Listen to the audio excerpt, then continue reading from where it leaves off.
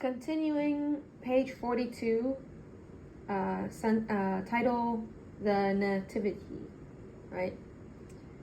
The tradition of displaying a major scene is ancient. The original was created in 1223 by St. Francis of Assisi, who wished to commemorate the birth of Jesus Christ. As these displays spread throughout Europe, they grew from Mary, Joseph, baby Jesus to include more characters. Collect your nativity figurines. Nativity scenes, while they come in multitude of styles, all share the same elements. Baby nestled in a manger with Mary, his mother, gazing upon him, and Joseph beside him. In addition to the little family, a common display may include a number of other figures, such as shepherds and sheep, the three wise men with camels, angels, and other animals. But the heart of the scene is always the birth of Jesus, as described in Luke and Matthew. The style of figurines you choose of your display is not as important as their meaning. Whether you've collected nativity figurines, have been entrusted with a family heirloom, or built a nativity with treasured pieces your children have made from paper, dough, or their toy figurines, the intention is the same: to celebrate the birth of Christ.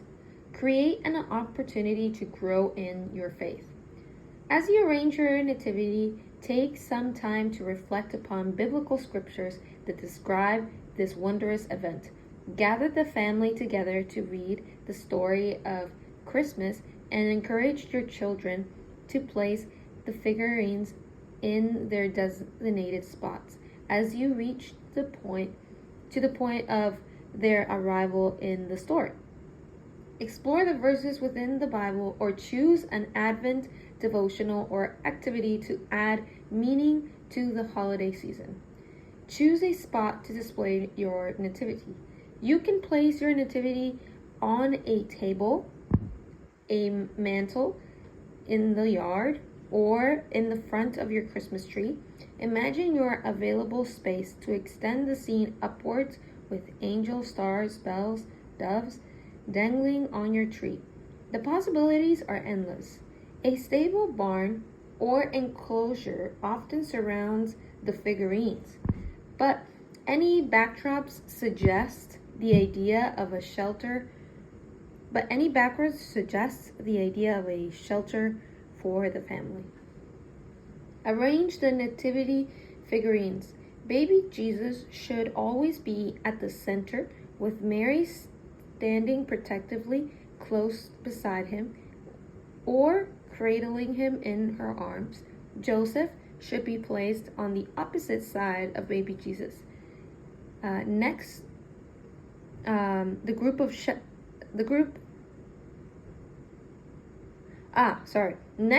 the shepherds together with their sheep on one side, and the three wise men and camel on the other. Avoid putting angels, animals, or other figurines in front of the Holy Family. Some may choose to designate a simple evening to set up the major scene as a family. Hot cocoa, peppermint sticks, the Bible, a family all come together to recreate the story of Jesus' birth. Others may arrange their nativity over the span of few nights to represent the timing of each group's arrival. Whatever you choose to do with your family, just do it with intention. Keep your nativity from being just another Christmas decoration that gets taken out each year with no more meaning behind it than stockings or Christmas ornaments. Instead, take the time to remember and reflect on the birth of Jesus each year during this sacred season. Page 44. and it's titled The Gift of Tradition by Jordan Sears. I grew up in a family that is deeply rooted in tradition. From our summer camp activities to the dishes we eat at Thanksgiving, we're nothing if not consistent. And the Christmas season is no different. My family members were incredibly intentional from the very beginning about creating special traditions for us that we practice year after year at Christmas time. I know that creating and maintaining traditions can seem like an overwhelming or daunting task. Where to start? But I'm sharing the simple traditions, from the sacred to the silly, that my family has practiced over the years, giving you some ideas of your own. Attend church's Christmas Eve service. Attending church as a family on Christmas Eve is the perfect way to celebrate the birth of Jesus together. Many churches hold candlelight service on this day that are beautiful in their simplicity and that keep the focus on what truly matters. Make it a tradition of going to the service with your family and having family dinner afterwards. Host a family Christmas party. My grandparents hosted an extended family dinner party at their house on Christmas Eve every single year. We would make the drive to their house, visit church together, where my grandparents would be singing in their choir, and then we head home for the big festivities. It was a house full of people, food, and laughter. My Mimi is the ultimate Christmas decorator. So every inch of the house would be covered with red and green, glitter and nativity on just about every surface. By the end of the night, someone would be playing the piano, a guitar would be maybe make an appearance, and there would be carols and singing. Start a silly tradition just for your family. Our tradition? Cousin pictures outside my grandparents' front yards with life-size light up nativity lawn decorations and hand-painted Christmas carolers made by grandmother. We have years and years of matching photos with these decorations into our 20s. Your silly tradition? Start a Christmas morning scavenger hunt. Let the kids make breakfast for the adults. Have breakfast for dinner on Christmas Eve. The possibilities are endless, but the impact of one silly tradition could be remembered for years to come. Hide the Christmas pickle. I used to tell people that my family did this, and they thought we were crazy. Maybe this is another one of those silly traditions. But now I know it's slightly more mainstream than I initially thought. The Christmas pickle is hidden somewhere in the house on Christmas morning, and all the kids, aka 25 to 30-year-old grandchildren, are tasked with searching the house for it. The first person to find it wins a little prize, and it's just such a fun thing to anticipate every year. Read the Christmas story. One tradition we start very early was reading the Christmas story from the Bible. My pop would gather all the kids on his lap and read the story to us, moving the pieces of his wooden nativity set as he read. One year, hilarity ensued when Joseph and the wise men couldn't keep their balance and kept toppling over on the table. But we made it through the story, and I know it is more special to all of us because of these memories. Pass down special pieces. Very favorite tradition that my grandparents started for us was the passing down of nativities. There was hardly a surface to be found that didn't have a nativity on it during Christmas season in their house. Nativity collected over over their more than 60 years of marriage from travels, gifts, and collecting along the way. When the first grandchild got engaged to be married, they were tasked with picking one of those nativities to bring into their new home together. It is my favorite thing in the world to bring out. Don't be afraid to start something new. As we all grow up, move out on our own, and gotten married, the traditions have begun to change. We don't all spend the night on Christmas Eve together anymore, waiting up all night in matching pajamas, then bounding down the stairs on Christmas morning. Now we set aside a separate weekend during the holiday season to get together instead. We now face off the ultimate bingo night, complete with prizes and lots of good-spirited competition. We stay up late talking in the living room and then cram into the guest rooms so we can all stay close. Then we get up the next morning and treat it like December 25th, Christmas PJ, bedhead and all. We still exchange gifts and hunt for Christmas pickle, and now our spouses get to join in. Perfection is not the point. The point is making the most celebratory and joyous season just that much more special for your family and creating memories for years to come. Just start today. So page 46 says, Christmas, it's all about Jesus. As we move through all the fun and sparkle of Christmas season, it's important to help little people in our life remember that Jesus really is the reason for all of it. Use these coloring pages to help the children in your life keep Jesus at the center of this very exciting time of year. Coloring together is a great way to share Christmas stories and encourage kids in their faith. So have some fun together and celebrate. Happy birthday, Jesus.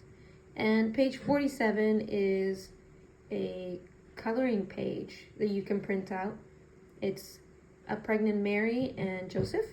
And underneath it says, in Bethlehem, it came time for Mary to have her baby. Luke 2:4-6. Page 48 is another coloring page. And it's baby Jesus, now born, with Mary and Joseph surrounded by animals. And underneath it says, she laid him in a manger. Luke 2:7. And page 48 is another coloring page where there's an angel and two shepherds and a baby lamb. Underneath it says, do not be afraid, said the angel. I bring you news of great joy. Luke 2:10. Page 50, there's another coloring page with a bunch of angels in the sky, and underneath it says, the angel said, glory to God in the highest, and on earth, peace, goodwill towards men. Luke 2:13-14. And then I think this is the last coloring page. It's the shepherds finding baby Jesus. And there's a lot of animals around baby Jesus as well. And it says, they found him in a manger as the angels said. Luke 2:16. That's really sweet that they have these coloring pages that you can print out so that your kids can color. If I had kids, I would definitely do this. I find it very cute. All right, page 52. The Lesson by Robin Dance. The manner of giving is worth more than the gift. Pierre Corneille Le Mentul. Some French name. Most memories are merely past recollections, but a rare few are heart branders, soul shapers, the living of which interminably interminably. Okay, I do not know how to say that word. Interminably alters the future. This is a woman named Amanda's such moment. My in-laws shared Amanda's story with us last Christmas, and I've wanted to write it down to share it with others ever since. My gracious thanks to her for entrusting me with its telling, and I hope it means as much to you as it does to me. This is the most beautiful family legacies I've ever heard, though it's not for everyone. More than anything, I hope you see it as a personal challenge to discover ways to make your Christmas traditional meaningful and to remember the great gift and sacrifice that we've received in Christmas. I was just 12 years old when Christmas forever changed for me. My younger sisters, our mother and father, decided to teach us a powerful lesson about sacrifice. It started out as if every other Christmas had begun with a lengthy wish list. We would likely receive everything we wanted. Certainly, my parents instilled a servant's heart in each of us, but we were children of privilege. Aware, not arrogant. We'd count and shake our gifts repeatedly in the days that led to Christmas. Their size and shape stirred imagination, speculation, and temptation. Would anyone notice if I peeked or peeled back the tape, the tiniest bit? The threat of Santa's telescopic eye was enough to keep us honest. Okay, wait, let me keep a pause. I'm just gonna say, personally, I detest the tradition of Santa and lying to kids. So that is not something I would ever instill on my future kids. But that's just my personal idea. Personally, Christmas shouldn't be shared. It should just be about Jesus, not some false character that was created by Coca-Cola for their branding, for like their brand. So that's just my personal opinion. I'm just saying, like, I've got cousins that tell their kids that Santa's real, and every time they talk about Santa, I try to stir away because I do not want to be forced to lie, because lying is a sin, even though it's impossible to not lie. Consciously, I try not to lie, so I try to just steer away from anything Santa related around my cousins because I feel like it's unfair to be forced to lie to kids when I know lying is bad. Why do I need to lie? Okay, sorry about my rant. I'm going to continue. Anticipation and excitement awakened us when ours were still wee, and becoming human alarm clocks, we jumped on Mama and Daddy's bed. How could they still be sleeping? Groggily, they followed us to our family room, where each of us, my sisters and I, quickly gathered our stash around us. The floor was carpeted in Christmas snow, in quotation marks, shimmy wrappings and ribbons and bows. With great restraint, we took turns opening our gifts from each relative before moving on to the next. Open, smile, and pose for a picture with each present. Repeat and repeat. They should have said that. And repeat. My parents, brilliant, figured out how to make each moment last as long as possible. Our tradition, including lining up by the phone to call and thank each relative. This time around, my father stopped us, and the first indication something was different. Daddy's gaze fell upon us as he began. You girls sure got some thoughtful gifts this year. Do you think you can choose your favorite, the one you're most excited about? The sister and I were giggles and laughter, and thought Mama had to help my 3-year-old sister. I knew exactly what I wanted to choose. My Sony Walkman Castle cassette player. It was the coolest thing I had ever received, and something about it made me feel older, like a teenager. Daddy then asked us to set them on the hearth by Mama, and uneasiness began to set in as he continued talking. He reminded us how richly we were blessed as he began to read the scripture. From everyone who has been given much, much will be demanded. As from the one who has been entrusted with much, much will be asked. Where was the Christmas story we were accustomed to hearing? The shepherds, the wise men, baby Jesus wrapped in swaddling butterflies invaded my stomach, and as I looked at my sister, I realized that they didn't know where this was going yet. I hope I was wrong. Daddy started talking about children, other children who would receive nothing for Christmas, not the ones we heard about through Operation Christmas Child or starving in third world countries, but children who lived in our hometown. I can still see Daddy's hand clutching Mama's fingers tangled in a ball.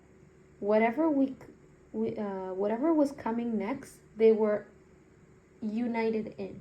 I think they needed each other's strength to follow through. Your gifts, your favorite gifts, are an offering, he explained, and they're going to be placed by God's leading in the hands of another child who will love them just as much as you do. He gently clarified that these gifts were not ours and would be entrusted to convey an important message. It would take time before I would fully understand the important message. It was mostly for me and my sisters. Tears flooded our eyes and questions spilled in buckets. This wasn't fair. We were in disbelief. Surely our parents would change their minds and let us give away our old toys, or at least our second favorite gifts. Or maybe it was all a joke, or a child's nightmare from which I'd awaken. Straws I'd grasp, all out of reach. I felt the weight of their anguish as my youngest sister awaited my response. Never had my role as a big sister demanded more of me. I knew they would follow my lead. Mama knew exactly what to do to calm our tears. She began praying over us, over the toys we were about to give away, over the children who would receive them. I could still hear her satin voice, her soothing words. This was not an act of manipulation or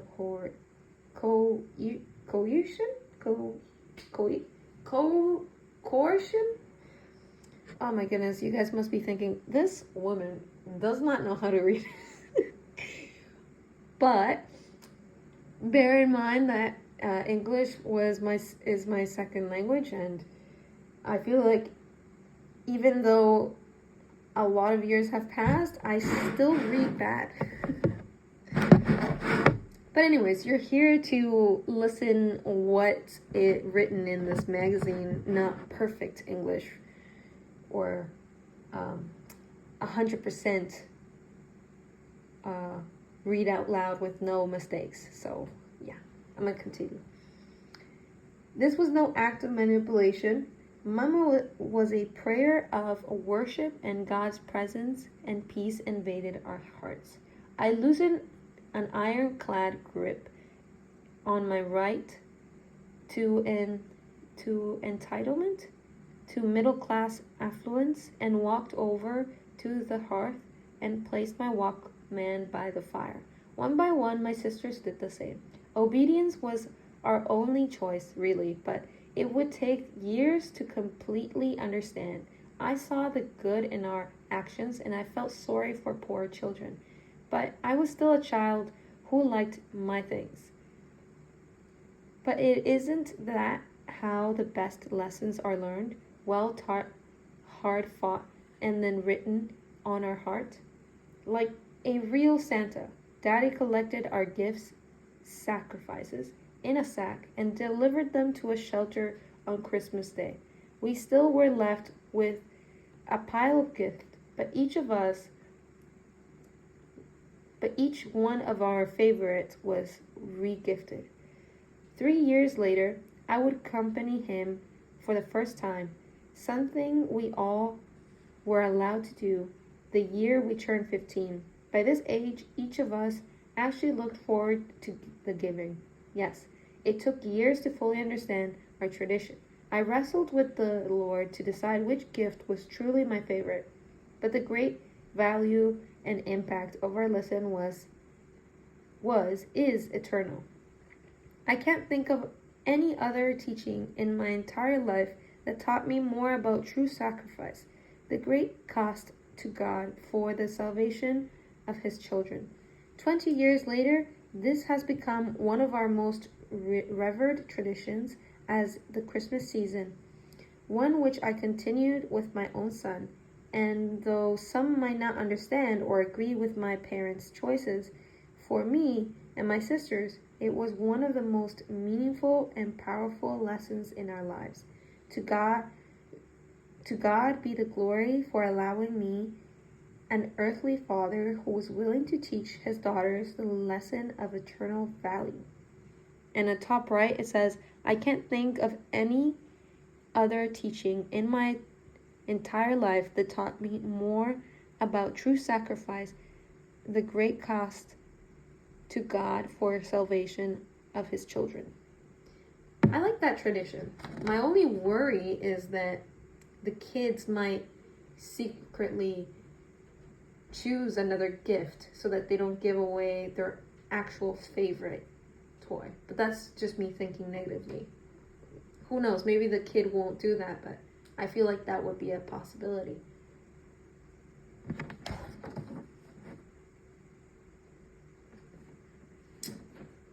Do I have time? Okay.